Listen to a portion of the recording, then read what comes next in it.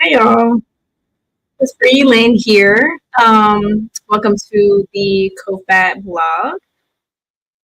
Just sitting here jamming to some gospel songs. C.O.F.A.T, if you don't know, means come out from among them. So something that I thought about when I was reading some scriptures.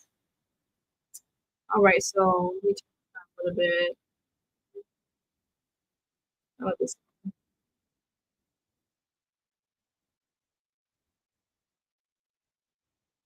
Okay. So yeah, this is gonna be very thick, y'all. This is gonna be very thick. This week is gonna be just getting into the origins of fraternities, sororities, um, and it's a tough. I mean, it's tough. It's tough to once you've been in it for years, 10, 20, 30, 40, 50 years. It is tough to let go. So if you love God, you'll do it. We have a relationship with Him. It's very different from just knowing who He is in the Bible. Um, but I hope this edifies you, and just know that um you know, truth hurts and it stings, but it's better to take the hurt and sting that the truth provides now than the pain that'll be provided later because you choose to reject truth. So I humbly request my friends, my fruit inspectors, my upcoming fruit inspectors to humbly request that you hear the information and assess it afterwards. Okay. It's going to be, I think I'm going to do like probably about 4 videos total. This is my second one. The first one was an intro. But this is like the meat. This starts the meat of it all. So let's go ahead and get into it. Okay. Let's go ahead and pray. So Lord, Father, I pray that those who watch this video, Lord, I pray that those who have ears to hear, let it resonate in their spirit. Let them pray to you, get to know you, ask to hear your voice so that they may be edified and so that you can speak to them through their heart. In Jesus' name, amen. All right. So, okay. So let's start with the origin. Let's start with the foundation, guys. Okay. Um, sorry, I'm just looking for my notes here. So, okay. So first of all, again, if you didn't see the first video, I did denounce Zeta Phi Beta Sorority Incorporated. I do want to start with the origin. So, what is the very first fraternity? Right. The very first fraternity is Phi Beta Kappa. That was the very first fraternity. This was a society name in the establishment of branches or chapters at different campuses, following the pattern of Masonic lodges. So, if this is the very first fraternity, and all the other fraternities and sororities follow the same pattern in which they follow the Masonic pattern, then what does that say about fraternities and sororities, Mason breeding grounds, right? How do I hold on one second, guys? Let's see if I can. Hold on. Oh, I can. I can invite. Wanted to invite my Facebook friends. Okay. So anyway, so yeah, so that's the society name, right? So it was basically a pattern Masonic lodges. Remember that, okay? And all the other fraternities and sororities followed the same pattern, in which they followed the Masonic pattern. Then what does that say about fraternities and sororities? What does that say about the current state of where we are now? Okay, so let's go ahead and get into it. Let me share my screen. We are worthy, worthy, worthy in the glory, and no. All right. Give me 1 second, guys. Hang on with me. There we go. Okay, got it. All right. There we go. I want y'all to be able to see this very clearly. So I'm going to make myself small. Y'all need to see me because y'all have seen me before. I want y'all to be able to see the actual video. Okay. So let's get started. All right. Remember, sit back, take it in, and just listen. Okay. All right, here we go. Oh yeah, y'all don't forget to hit that like button, by the way. Hit that like button if you like what I'm sharing. Please subscribe. If you don't have to subscribe, but please just like it and watch it all the way through, because the Lord wants you to watch this. He has brought me to deliver this to you guys. Okay. All right. Let me give you an example. What do we see here? We see a lot of stuff here. We see a key. We see an owl. We see the fleur-de-lis. All right, the French lily. You guys seen that on the New Orleans Saints uniforms. All right, we see a triangle up top, and then we see a woman who's facing the east. She's facing the right, because if that emblem is on my clothing, then her face is facing the right, and the right is always the east. That's where all the secret teachings in ancient civilizations came from, the east. That young lady up there is a goddess by the name of Minerva. Next image, please. Yeah, remember. This is Kappa. That was Kappa Kappa Gamma. This is Sigma Alpha Epsilon. What do we see again? There's Minerva up there on top, holding a staff next to a lion. I'm gonna pause really quick, guys. Minerva is one of the goddesses that is represented in Delta Sigma Theta, Sorority Incorporated. Okay. See a knight's face facing us. We see crosses numbered in 3. We see a lamp. All right, we see the fleur-de-lis again. We see the fleur-de-lis all around. We see the phoenix over in the bottom right-hand corner. The phoenix, in Egypt, they called that the Bennu bird. The phoenix is a bird that when it dies, it immediately resurrects right in its ashes. That's what the phoenix is all about. It's a perversion of Christ, ultimately symbolic of Satan. Know this, if a symbol's not attached to Christ, it's attached to the other guy. So just know that, okay? Next image, please. Theta, Delta, Chi. What do we see? Minerva again, next to her owl. We'll find out what the owl was. You saw the owl on the first emblem, didn't you? What do you see here? You see the knight again, facing the east. You see a torch. You see arrows crossed. You see a scroll open. You see crossbones. You see the handshake. That's the Masonic handshake. You also see the lamp. Your emblem says everything about you. Your crest says everything about you and everything that you stand for. You saw the owl on the first emblem, didn't you? What do you see here? You see the knight again, facing the east. You see a torch. You see arrows crossed. You see a scroll open. You see crossbones. You see the handshake. That's the Masonic handshake. You also see the lamp. Your emblem says everything about you. Your crest says everything about you and everything that you stand for.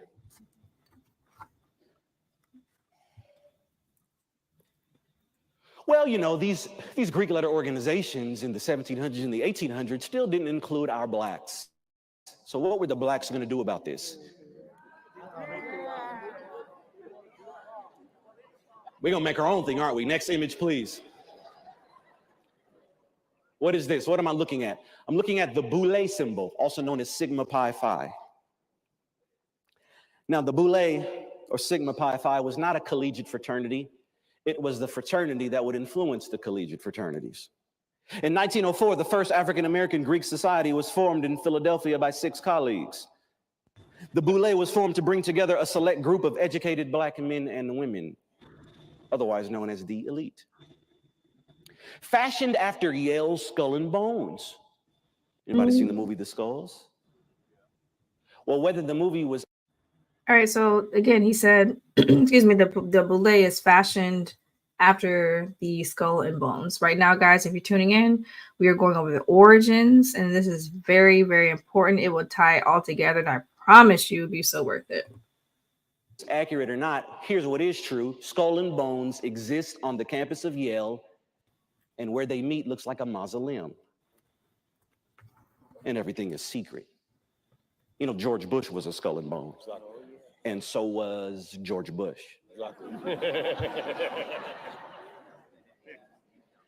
The Boule historically takes pride in having provided leadership and service to Black Americans during the Great Depression, World Wars I and II, and the Civil Rights Movement. Now, here's where rocks will be thrown at me, because those who are attached so closely to the fraternity will want to tell me the good that they do. But you need to understand that just because something does good doesn't mean that's good enough. Come on now. Listen. See, we're not talking about doing good because I can prove to you that I don't need a society to do good. I don't need to be a part of an order to do good. So it's not about doing good. All right, it's about being in allegiance with one God and one God only. It's about being a believer and getting away from idolatry. Are you still with me? What could the Boule offer America's blacks in the early 20th century? Joining the exclusive secret society offered advancement and perks to select blacks in return for loyalty to its objectives. The upper tenth of blacks started to live the good life as Boule members, while the majority of ordinary blacks were disenfranchised. Well, here's one objective: to form BGLOs, Black Greek Letter Organizations. I'd like to introduce you now to the Divine Nine, also known as the National Pan-Hellenic Council. All right, guys, so there it is. Can y'all see me? Oh, y'all can't see me. Hold on.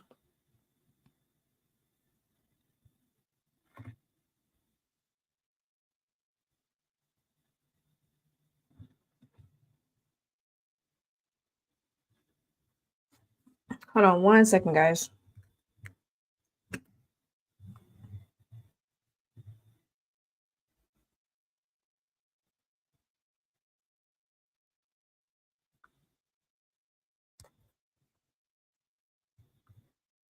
One second, guys. We have technical difficulties. Give me 1 second.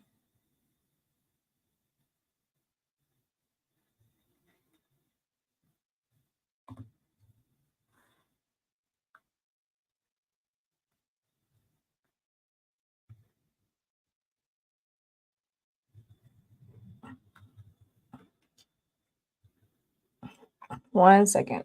30 more seconds.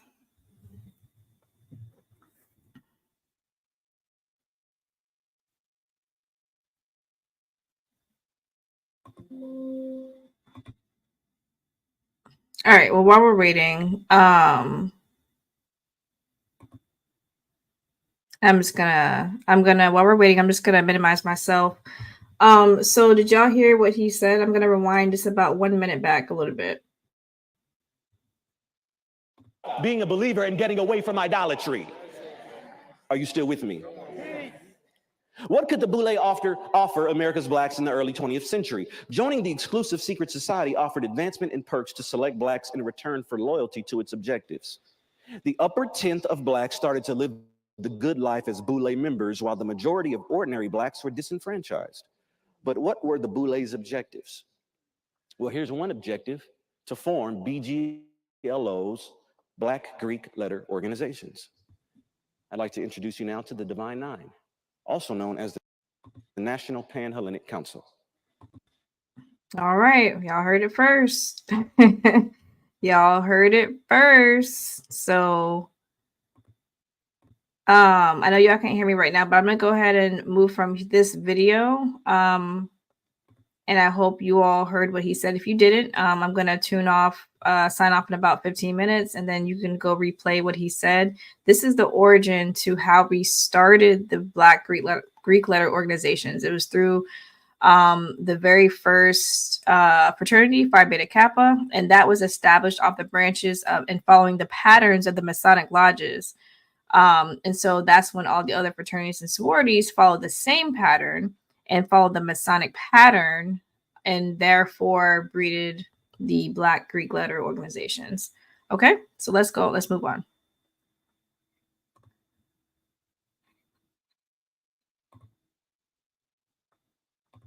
I'm going to show my other one.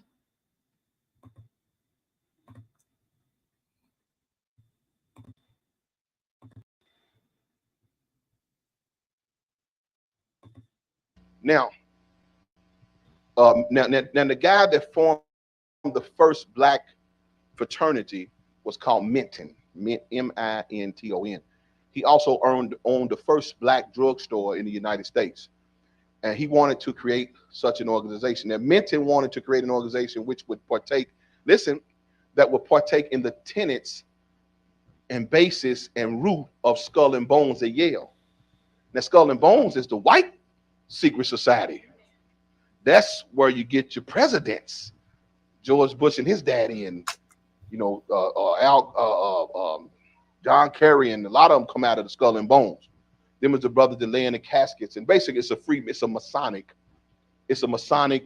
chapter. Basically, it's all Masonry, and Masonry is stolen Egyptian knowledge. That's what it is.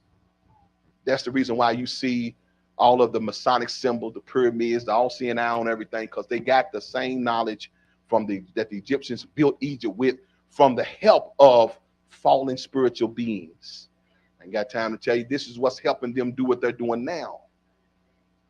They worship those beings with sacrifice and the same blood sacrifices and all the stuff that they do. And that's the reason why in the Skull and Bones, they got all these guys. This is why all of these fraternities and secret societies have a homosexual edge to it. It has a homosexual edge because that's what they use to blackmail them. See, what happens in the Yale Cross Skull and Bones is when they take the oath, they have to get naked and then wrestle in mud with another naked man. This is part of the ritual. I'm just trying to help y'all. You know, you believe it or not, you got to understand the people that run stuff. I didn't say they was sane, but this is spiritual knowledge that you don't know. They doing this. Satan knows what it means, and he gives them power for doing it because it just shows more allegiance. See, the whole point of Satan, the sacrifice is powerful. When people do blood sacrifice, whatever, it's powerful. But what really Satan is looking at is their submission, their allegiance. It's the fact you doing what I said, do. Mm-hmm. That's what he gives them power for. So if he say take clothes all wrapped in mud with another man, so we can take pictures, so we can blackmail you.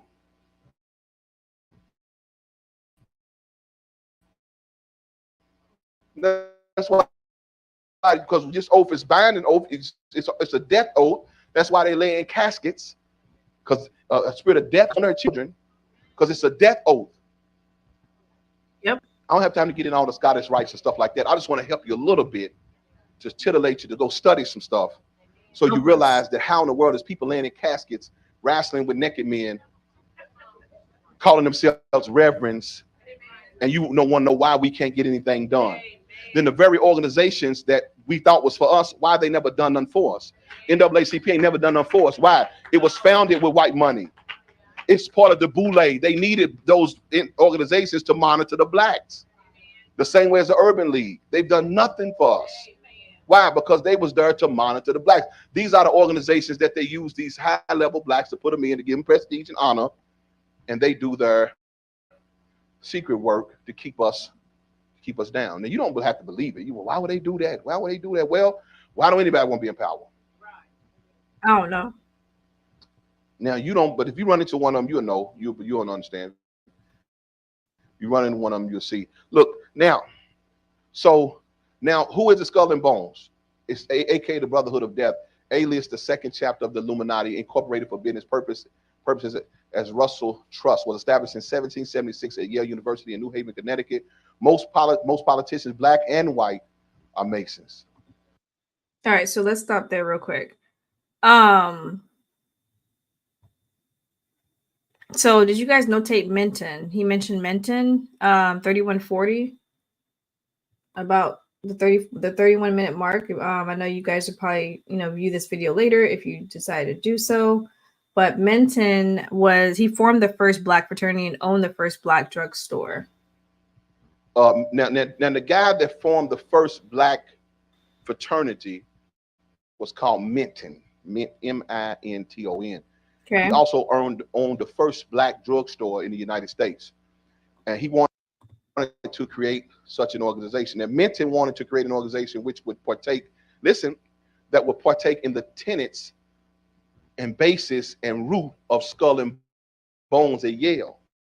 Right. And Skull and Okay. So let's go ahead and go to, so we have to follow a pattern here. It started with Phi Beta Kappa, which was the first fraternity. Then Menton formed the first black fraternity, right? But it wasn't Phi Beta Kappa, but follow with me here. Okay. Let's keep going. It's going to all tie in together. I promise. Okay. You run into one of them, you'll see. Look now. So now, who is the Skull and Bones? It's aka the Brotherhood of Death, alias the second chapter of the Illuminati, incorporated for business purposes as Russell Trust, was established in 1776 at Yale University in New Haven, Connecticut. Most politicians, black and white, are Masons. But there's a difference. Non-whites can attain 33rd degrees, and whites get 33rd in the 3rd degree. See, blacks can only get the 33rd degree in Freemasonry, but whites get that extra third. Always get that extra That's third. extra knowledge. That's to keep us over top of you. Now, if you really want to understand Freemasonry, all it is the same stuff they do in Africa. It's witchcraft. It's the same witchcraft. It's all witchcraft. The levels are just to make the levels. They use levels because it makes a person focus on the quest. So he'll be thinking more about the quest going up. But in Africa, they don't need levels. You just keep doing evil, and keep doing wicked, and you just get more and more power. It's basically a power thing. You got what I'm saying? Now, I've been over there. I know they do that. They do. The witch doctors are stronger than the witches here. Now, the problem is that the reason why I told y'all before they quarantined Africa in a way was because Africans already operating in the power that they're going to call the New Age power. These witches in Africa are already doing what the New Age is talking about, is this evolving into these New Age, this New Age power. What we know in Africa is witchcraft. They already levitating and floating away. Go on YouTube, look at some of the stuff they're doing. These what they call magic. These guys are using demonic power to really do stuff and pass through stuff, but they already do it in Africa. So they got to keep that quiet, because if you say that's what they're doing in Africa, then you know, oh well, this is witchcraft. Well, then we know witchcraft associated with demons and devils, but we want to make it look cute and clean. So we make it look like, you know, it's just something fun to do. And then they got everybody already hooked on these superhero movies where you evolving into these powers. And that's what they kind of get in the head of the younger generation to make them seek this occultic power. Then you get a generation of witches. Is this too much? Nope. Are y'all there? That's why you need to understand what your children are doing, what they're into.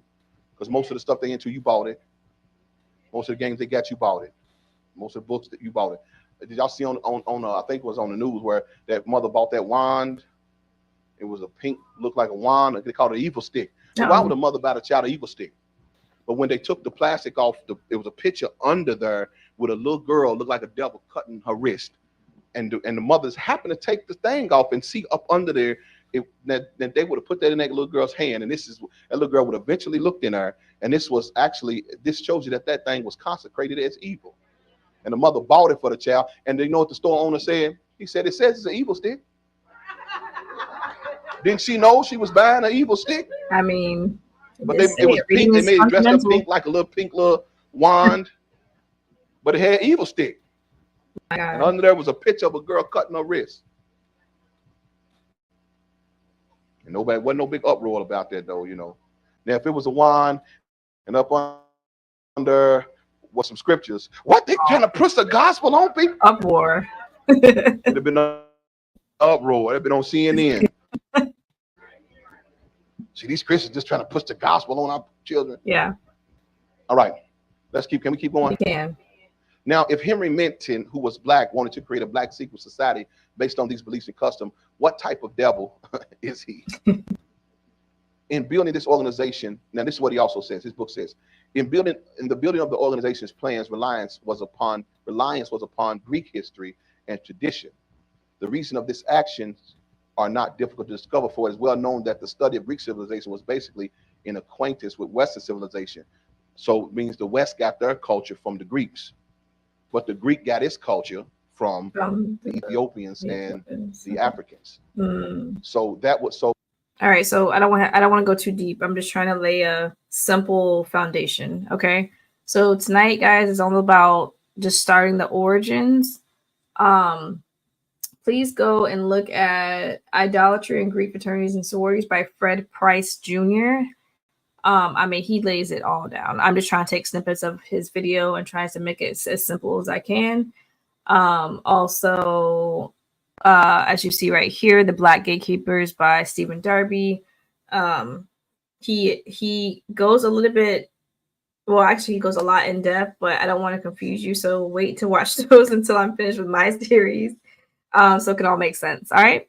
So I just wanted to lay that foundation first. There is so much more to go. I'm talking about, we're going to go over shields. We're going to go over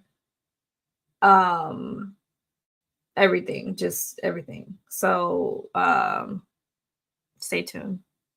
Hit that like button.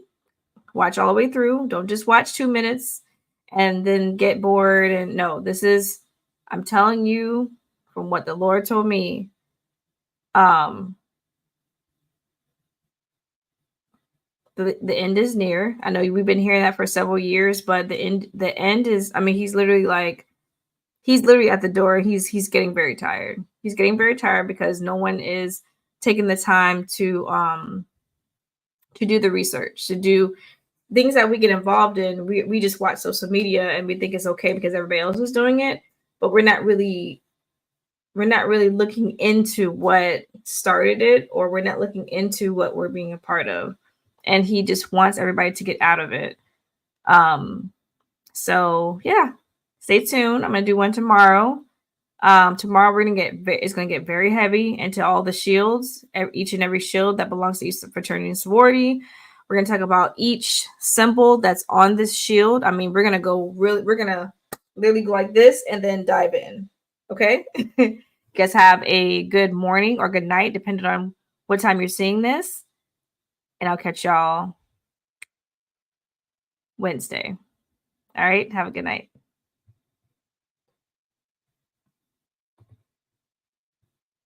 Oh, one more thing. Don't forget to, if you haven't watched the first one, the intro, go ahead and watch it right here. Okay. All right. Have a good night.